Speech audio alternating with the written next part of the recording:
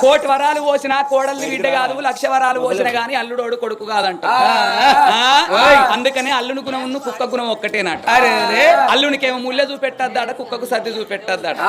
ఎందుకని అంటే మనం అన్నం తినంగా కుక్క మన దగ్గరకు వచ్చి బాగా చూసింది అనుకో, ఈ కుక్క పాడుగానే బాగా చూస్తాను తింటే జిట్టి గిట్ల ఇక్కడ ముక్కో బొక్కో పారేస్తాం.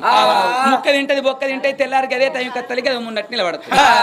మరి అల్లుడు వచ్చి నడుచుకోపోతే ఏం పేర్లు పెడతానని బీరవతారం ఈశాన్లకెళ్ళి 500 చేతులు పట్టుకొని అరే సీనిగా మీ బావచ్చిండు 500 రూపాయలు ఇస్తున్న సెంటర్ కాడికి ఎక్కిలంత చికెను రాంగ కోట పట్టుకురమ్మని 500 చేతులు పెట్టి అల్లుడు వచ్చిందని అటువంటి ఒక బీడి బిర్యానీ చేసి అల్లుని కూర్చుని పెట్టి దయ్యానికి పెట్టినట్టు పెట్టినాం అనుకో, నెల రోజులకి వచ్చాడు 15 రోజులకి వస్తాడు, 15 రోజులకి వచ్చాడు వారం రోజులకి వస్తాడు, వారం రోజులకి వచ్చాడు 3 రోజులకి వస్తాడు.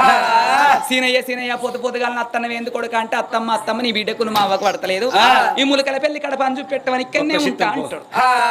ఎందుకంటే ముళ్ళని చూసి